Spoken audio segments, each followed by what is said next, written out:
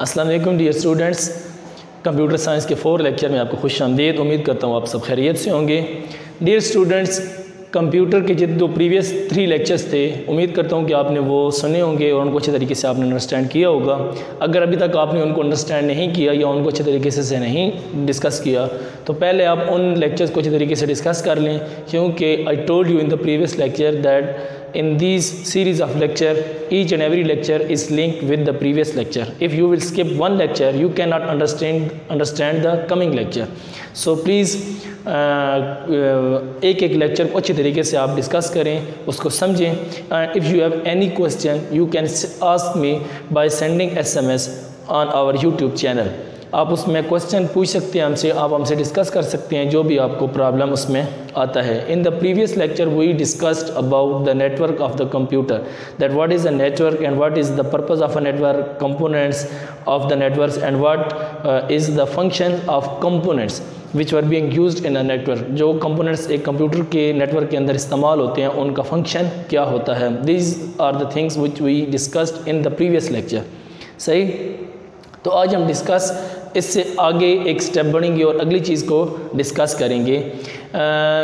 In a network there are many computer which are the part of a network and each and every computer is categorise according to the nature of the task, either a server or a client.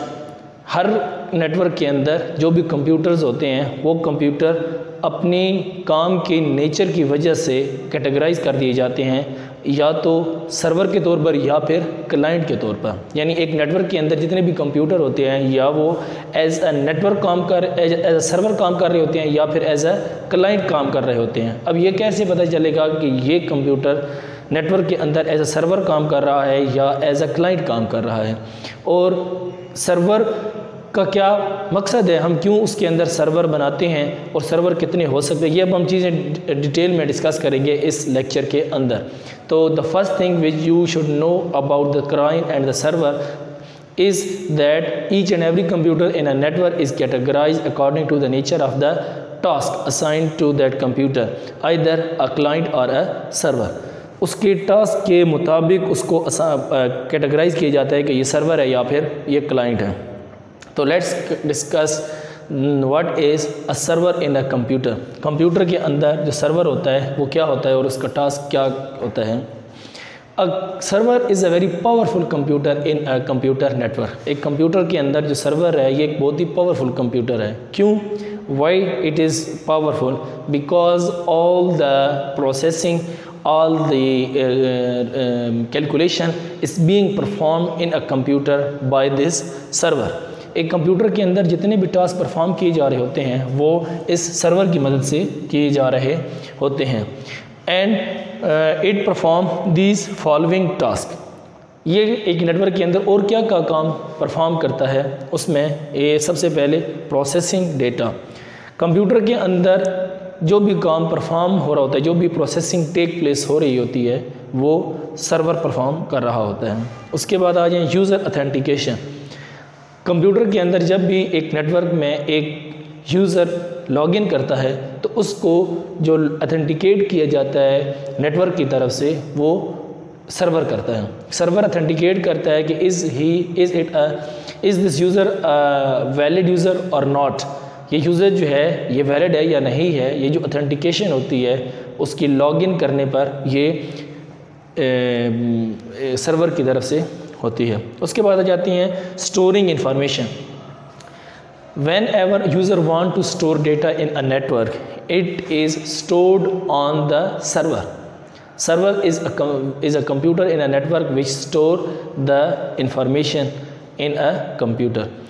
जो भी network के अंदर हम information store करते हैं वो information server के अंदर स्टोर होती है। उसके बाद आ जाते हैं शेयरिंग सॉफ्टवेयर।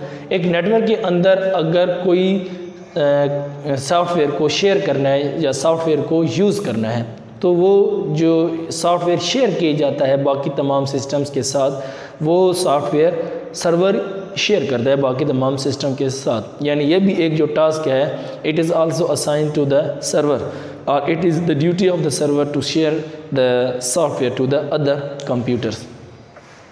उसके बाद आ जाते हैं controlling and managing network traffic. एक ट्रैफिक है, मतलब कंप्यूटर का जो नेटवर्क है उसके अंदर भी जो कंप्यूटर हैं वो जो अपने काम दे रहे हैं वो एक ट्रैफिक की तरह से दे रहे होते हैं। जिस तरह रोड के ऊपर ट्रैफिक में एक ट्रैफिक पुलिस वाला उस पूरी ट्रैफिक को कंट्रोल कर रहा है कि अब कौन सी सिमत से ट्रैफिक ने आना है और किस को रोक देना है और फिर उसके बाद किस गाड़ियों को जाने देना है और किस को रोक। इसी तरह एक नेटवर्क के अंदर सर्वर का भी जो टास्क होता है वो बिल्कुल उसी पुलिसमैन की तरह होता है कि एक नेटवर्क के अंदर कहाँ से डेटा अब आ सकता है, कौन सा कंप्यूटर जो है वो अब इस सॉफ्टवेयर को शेयर कर सकता है, कौन एक्टिवली अब कंट्रोल कर सकता है सर्वर को और कौन अब किस से लेना है उसका कंट्रोल और किस को असाइन करना है।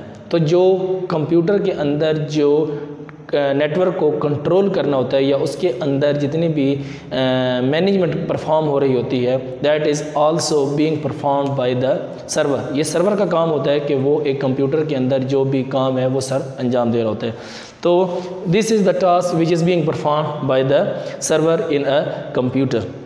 सही है। तो इससे आपको एक अंदाज़ा हो गया होगा कि एक कंप्यूटर के अंदर यही तमाम टास्क होते हैं जो परफॉर्म किए जाते हैं और ये तमाम टास्क जो परफॉर्म हो रहे हैं वो किसकी मदद से हो रहे हैं, वो सर्वर की मदद से हो रहे हैं। इसीलिए जो कंप्यूटर के नेटवर्क में जो सर्वर है ये बहुत ही बल्कि सबसे ज़्यादा पावरफुल कंप्यूटर होता है, क्योंकि जितना भी उस नेटवर्क का बोझ है वो सर्वर ने उठाना होता है, सर्वर ने उसको हैंडल करना होता है। इसलिए ये बहुत ही पावरफुल एक कंप्यूटर होता है। This is all about the server and the task which is being perform by the server. Server के बाद हम आ जाते हैं क्लाइंट की तरफ, क्योंकि in a computer as we discuss in the start of this lecture that what is the purpose of client and what is the server. Each and every computer is either known as client or a server. एक computer network के अंदर जितने भी computer हैं वो या तो client होंगे या फिर सर्वर होंगे। सही। अभी हमने जो डिस्कस किया है मसलन एक कंप्यूटर है वो सर्वर है, उसके अलावा जो बाकी कंप्यूटर हैं that all those computer will be known as client. तो जो क्लाइंट है अब हम डिस्कस करेंगे कि क्लाइंट की क्या फंक्शनैलिटीज़ हैं एक कंप्यूटर नेटवर्क के अंदर। ये तो जो चीज़ें हमने डिस्कस की हैं these are all about the server of a computer. Now we will discuss what are the functions of a client. A client is a less powerful computer in a network। एक network के अंदर जो एक less powerful computer है as compare to server, it is called client. एक network के अंदर client से कम पावरफुल जो कंप्यूटर है वो क्या कहलाता है, सर्वर। सही है। अच्छा, सर्वर क्या काम करता है, सॉरी क्लाइंट ये क्या कहलाता है, क्लाइंट। और क्लाइंट का क्या काम करता है एक कंप्यूटर नेटवर्क के अंदर? क्लाइंट का काम ये होता है कि वो जस्ट एक यूज़र को एक्सेस देता है सर्वर तक। फॉर एग्ज़ाम्पल हमारे पास एक सर्वर है और 10 यूज़र ने उस सर्वर को एक्सेस करना है एट द सेम टाइम। तो हम क्या करते हैं, एक नेटवर्क के अंदर एक सर्वर बनाएंगे और उसके साथ 10 क्लाइंट बना देंगे और एट द सेम टाइम 10 जो क्लाइंट होंगे वो उस सर्वर को एक्सेस कर सकेंगे और उस सर्वर के अंदर जो भी सॉफ्टवेयर हैं या जो भी रिसोर्सेज हैं वो उसको एक्सेस कर सकेंगे और उसके अंदर जो भी वो प्रोसेसिंग करनी है वो कर सकेंगे। अब जो सर्वर जो क्लाइंट होगा उसका काम जस्ट ये यूज़र को ये चीज़ प्रोवाइड करनी होती है कि वो जस्ट एक्सेस कर सके उस क्लाइंट के ज़रिए उस सर्वर को, यानी सर्वर तक जो एक्सेस देनी होती है वो क्लाइंट ने देनी होती है। लेकिन क्लाइंट के थ्रू यूज़र जो काम परफॉर्म कर रहा होता है वो या वो प्रोसेसिंग कर रहा होता है वो सारी प्रोसेसिंग टेक प्लेस हो रही होती है सर्वर पर। क्लाइंट साइड पे कोई भी चीज़ प्रोसेसिंग नहीं हो रही होती। There is no storage device attach to the client, there is no source allocated to the client individually. All the resources are being held by the server and server share all these things to their clients.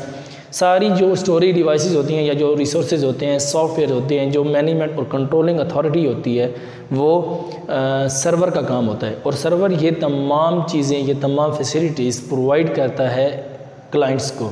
तो client का काम क्या होगा? Client का काम होता है कि वो शेयर करता है तमाम वो वाली चीज़ें जो सर्वर के पास मौजूद होती हैं और उनको एक्सेस करते हुए वहाँ पर प्रोसेसिंग करता है या अपना टास्क परफॉर्म करता है और परफॉर्म करके अपनी जो चीज़ स्टोर करनी होती है वो वहाँ तक करता है। यहाँ पर मैं 2-3 इसके टास्क भी लिखे हैं कि file sharing, client file sharing, file कौन सी शेयर? जो सर्वर की तरफ से फ़ाइल शेयर की जाती है क्लाइंट के साथ, क्लाइंट उस फाइल को शेयर करते हुए उसके ऊपर अपना टास्क परफॉर्म कर सकता है। फिर उसके बाद है processing power, client relies on the server for processing power, जो उसने चीज़ों को प्रोसेस करना होता है वो सर्वर के ऊपर करता है। सही है। इसके बाद आ जाते हैं उसकी डिवाइसेस, एक्सेस करना, to access the devices of the server, server के साथ जो डिवाइसेस लगी हुई हैं, मसलन एक सर्वर है उसके साथ एक डिवाइस है स्कैनर। तो क्लाइंट ने अगर एक नेटवर्क के अंदर एक सर्वर को, एक स्कैनर को एक्सेस करना है तो first the client will send message to the server and then server allocate that scanner to the client and then client perform the task on the scanner. Same is the case with the any other source. For example एक network के अंदर एक photocopier machine है या एक printer है और कोई क्लाइंट कोई रिक्वेस्ट सेंड करना चाहता है किसी प्रिंटर की तरफ या किसी फ़ोटोकॉपियर मशीन की तरफ, तो then first the client will send that message to the server and server will allocate that hardware component to the client and the client will perform task on that device।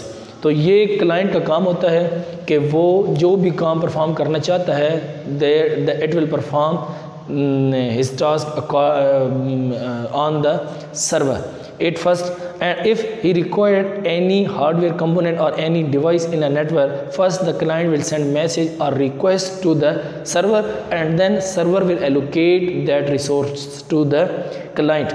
वो directly किसी भी एक device को access नहीं कर सकता, बल्कि वो पहले उसको रिक्वेस्ट करेगा सर्वर की तरफ और सर्वर फिर उसको एलोकेट करेगा क्लाइंट को। तो इस तरह से एक कंप्यूटर नेटवर्क के अंदर सर्वर और क्लाइंट आपस में कम्युनिकेट कर रहे होते हैं और अपने एक्शंस परफॉर्म कर रहे होते हैं।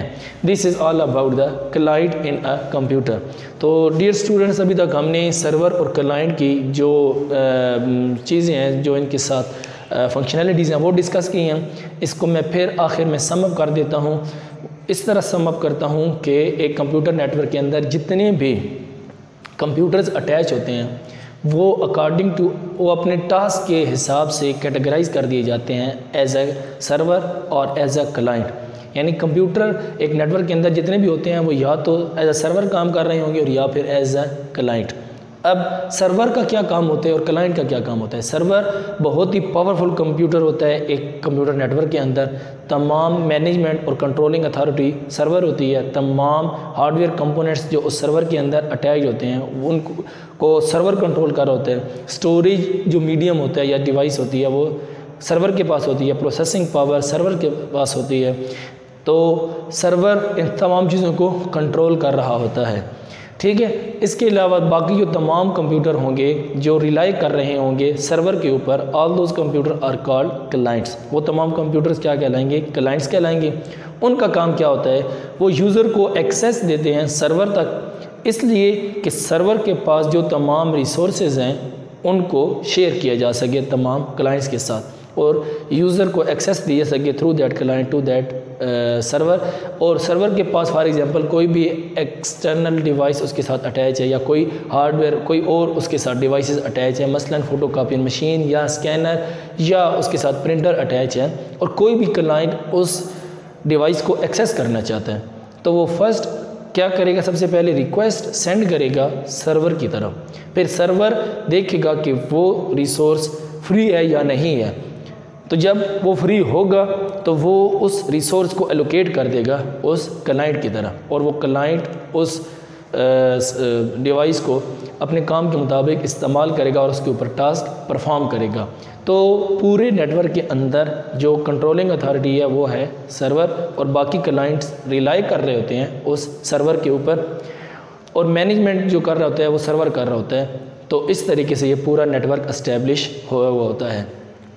तो डियर स्टूडेंट्स, उम्मीद करता हूँ कि सर्वर और क्लाइंट्स का जो कॉन्सेप्ट है वो आपको समझ आ गया होगा, और एक नेटवर्क के अंदर क्लाइंट और सर्वर और तमाम दीगर डिवाइसेस, स्कैनर, प्रिंटर या फ़ोटोकॉपियर मशीन, ये किस तरह काम कर रहे होते हैं, इसकी भी आपको नॉलेज आ गया होगा कि ये किस तरह एक कंप्यूटर नेटवर्क के अंदर काम कर रहे होते हैं। इनसे रिलेटेड अगर आपको कोई क्वेश्चन हो या कोई चीज़ आपने पूछनी हो तो you can ask me on our YouTube channel by sending us a message. उम्मीद करता हूँ आपको ये लेक्चर पसंद आएगा और आपको इस तरह अच्छी तरह स्टडी कीजिएगा। दोबारा मिलते हैं नेक्स्ट लेक्चर में नेक्स्ट टॉपिक के साथ। तब तक के लिए खुदा हाफिज़।